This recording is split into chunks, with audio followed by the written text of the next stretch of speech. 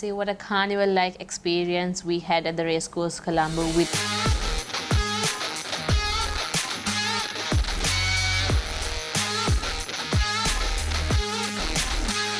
Laksisi, what a carnival-like experience we had at the racecourse Colombo witnessing the Asia Rugby Division 1 Championship.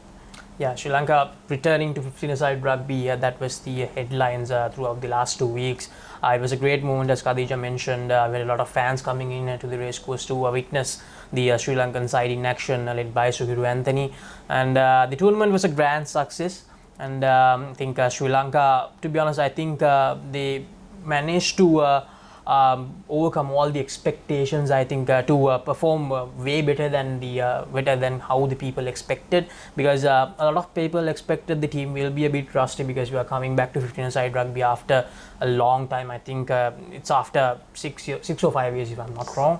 So it was a huge challenge, but I think the boys managed to beat that challenge quite successfully. So it was a knockout tournament, 4 teams competing in the tournament, Qatar, India and Kazakhstan. In the first semi-final, it was Qatar and Kazakhstan who faced against each other. So I think coming into that game, it was Qatar. They were the favourites for most of the people, because Qatar, they managed to beat Kazakhstan last year in the Division 2 tournament. But Kazakhstan, they managed to win that semi-final by just 2 points, 33-31. And in the second semi-final, it was one-way traffic from the beginning. Sri Lanka managed to beat India quite easily, 45 points to 10. There were some mistakes, but Sri Lanka, I think with the game going on, I think from the way they started, I think how they ended, it really showed that the team managed to gel really well as a unit during that 80-minute period. So going into the finals, it was Sri Lanka versus Kazakhstan, and in the third place encounter Qatar versus India. And in the third place encounter, Qatar, they managed to beat India 34 points to 25. I think Qatar scored around 25 of those points in the first 20 minutes, and they won the game from that moment onwards. I think Kadhija, India, they tried to make a comeback in the last 15 minutes, but it was just not enough time for them to get to that point where Qatar was on. So 34 points to 25, a 9-point difference between the two sides, and Qatar, they managed to clinch the third place. And in the final, the Kazakhstan forwards, a lot of people expected them to have the upper hand over the Sri Lankans, because they are much more bulkier, and because of that, a lot of people expected the Sri Lankans might struggle against the forwards of Kazakhstan. But the likes of Thainu Chaturanga, Lasnu Karunatilaka, I think those two really stood up for Sri Lanka, especially Lasnu Karunatilaka, who was the highest try scorer in the recently concluded club tournament. He managed to tackle the opposition skipper, his opposite number 8, Razul Magmedov, very, very well. I think if you go back and see the highlights or the full match, you can spot quite clearly how good Lasnu Karunatilaka was in that final. I think that played a huge part in Sri Lanka getting that lead of 31 points to nil in the first half itself. 5 tries in the first half. I think that's something that no one really expected in that final. And in the second half, Sri Lanka didn't perform like the way they did in the first half, mainly because we brought in some fresh legs, because the coach Sanat Maris, he wanted others to get some game time as well, and we still scored 14 points in that second half, and Kazakhstan could only score just 1 try with their skipper going over. So 45 points to 7, that was the final score line.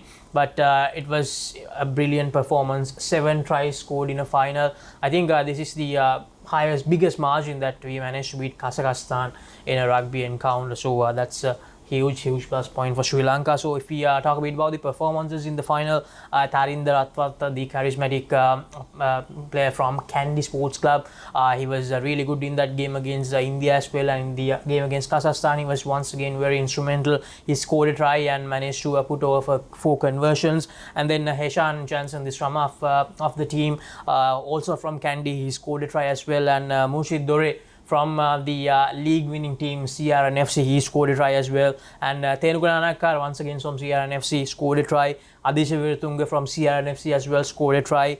And Dina Leganayaka, he also scored a try. He's from Kandy. And Sachit Silva also scored a try. Sachit Silva played for Police, who won the knockout tournament out of nowhere.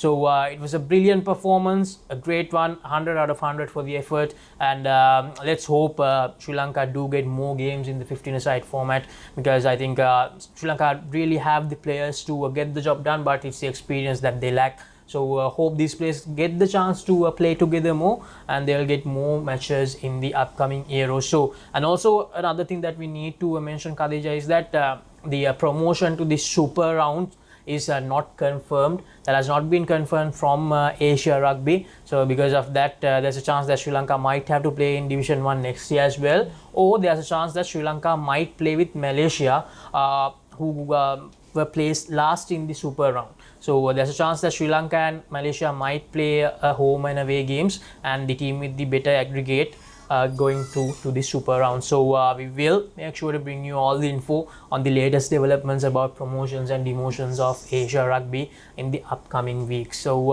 once again, it was a brilliant tournament, really well organized by Sri Lanka Rugby and Asia Rugby, and it was a really great experience to all of us at the Papare as well, to bring all the live action to you after a long time with rugby, international rugby returning to Sri Lanka.